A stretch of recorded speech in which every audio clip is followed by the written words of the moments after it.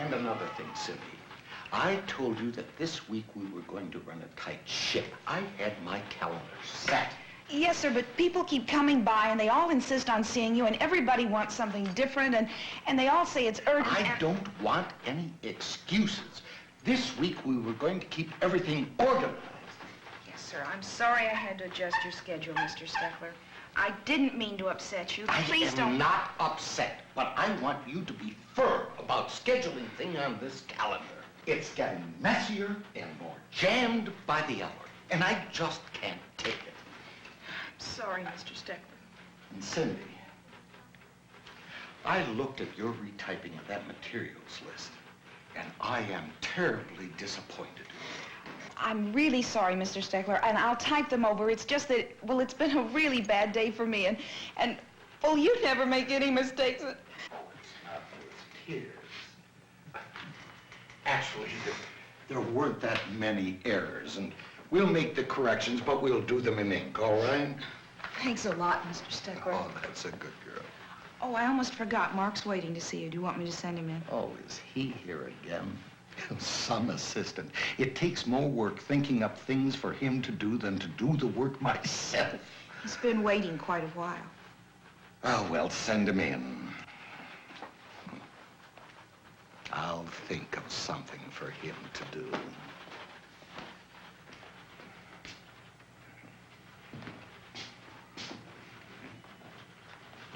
Good afternoon, Mr. Steckler. Say, I finished proofing that index a lot quicker than you thought I would. Oh, well, that's great. I have something else for you here to do. Now, these are the personnel files for the past 5 years. I'd like you to take them and analyze them individually according to absenteeism, lateness, sick leave, etc., so we can make some prognosis in personnel for the next 5 years. I'll do the best I can, Mr. Steckler. Well, that's fine. It shouldn't take a Yale man more than 2 weeks. Mr. Steckler, if I've done anything to offend you, I'm sorry. Oh, no, I'm not offended. Are you offended? No, sir. Fine. Then you let me get back to my scheduled work? Yes, sir. Thank you, sir. You're welcome. Wow, is he ever in a foul mood? What's the matter with him? Oh, nothing really. He's just kind of extra pressured this week.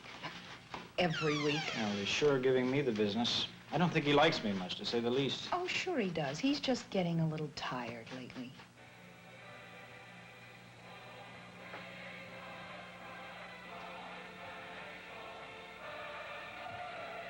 Otto? Shut the TV off. Otto, you can stop watching now. Otto? Otto? What are you shouting about? We're talking now. I shut the TV off. So, you shut it off, so what's the Oh, big deal? never mind. Nothing. You just make me feel like a big zero, that's all. You know that? You ever think about how I feel? Oh, Otto, I feel you're slipping away from me, further and further. I just sense it. Oh, honey, you're being ridiculous. It's just your imagination. Imagination? We've been sitting here for 2 hours, and you haven't said one word to me. I don't think you're even watching the TV. Oh, I was watching. I enjoyed it, too. It was a darn good game. All right, who won then? What is this, some kind of Nazi interrogation or something? No, come on, tell me, what was the score? Well, I'll tell you what the score is. I'm doggone tired, and I think I'm gonna go to bed. Now, how about that? Just what I thought. Just what I thought. You weren't watching at all. I was watching. But I don't want to give answers when you start picking at me. And what difference does it make anyway? It makes a big difference to me the way you treat me. I mean, I'm not just a household appliance. I'm your wife, I'm a human being, and I deserve some attention now and again. Oh, boy, here we go again, huh? Every night, just before bedtime, you have to start this. Now, why do you do it? You know I have enough trouble getting to sleep as it is. Otto, if you would just reach out and touch me sometimes. Touch you? Touch you? I touch you a lot. Are you implying I'm some kind of queer or something? Oh, that isn't what I mean, and you know. Yeah, all you want to do is pick on me, night after night, every night, every night. What is the matter with you? There is nothing the matter with me, except you're picking on me. I want you to leave me alone.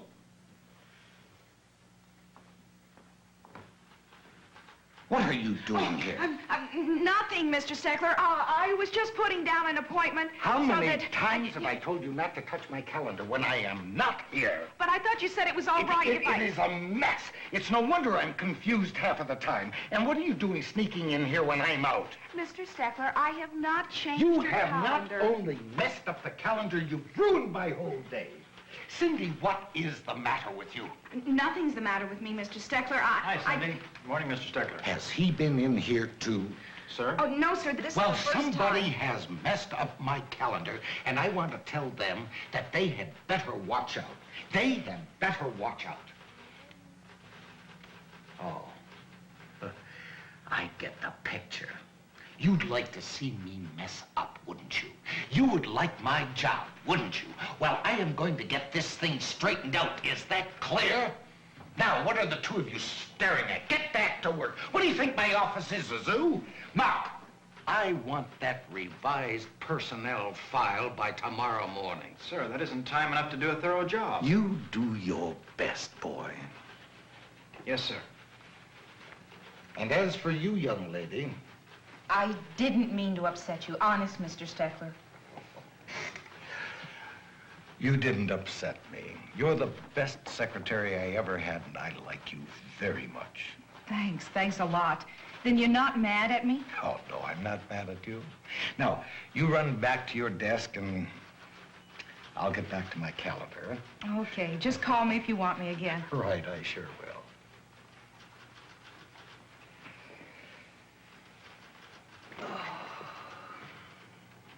When my calendar's in order, I'm all right.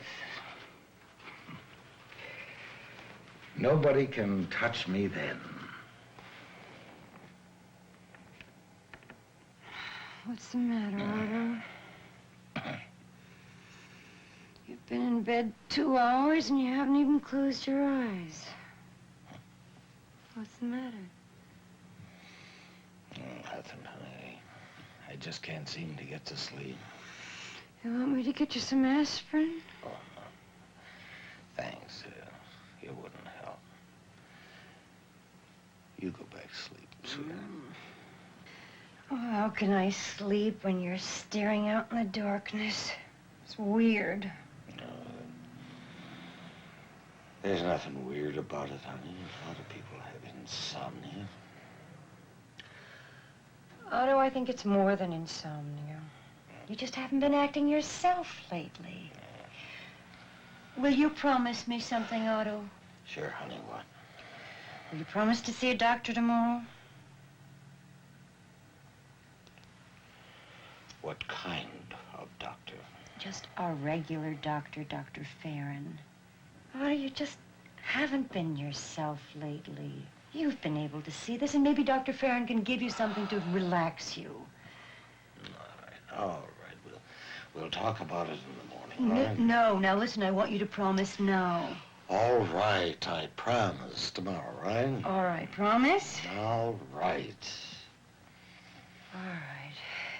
Maybe Dr. Farron will be able to help you. Evelyn, I don't need any help.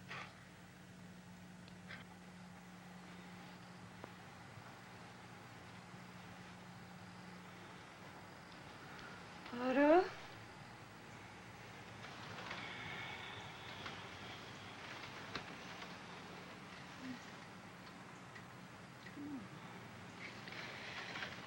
Otto, where are you?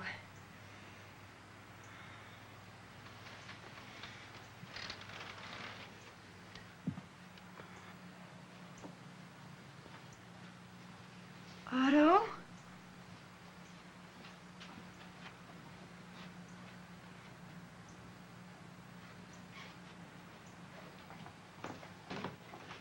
Otto?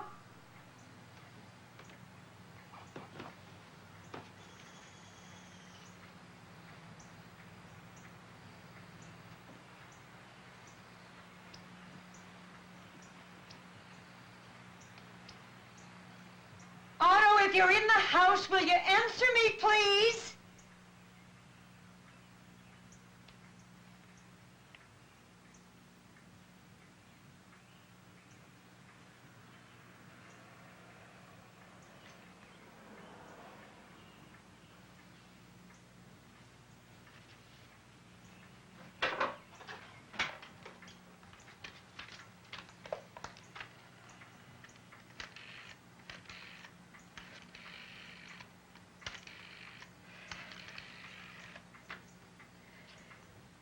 Hello, Dr. Farron.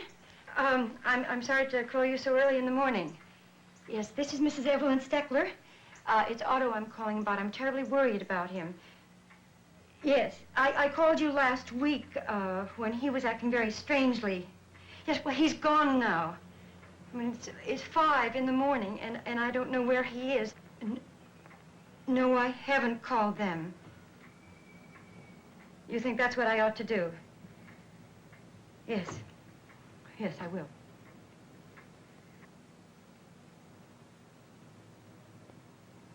Radio test.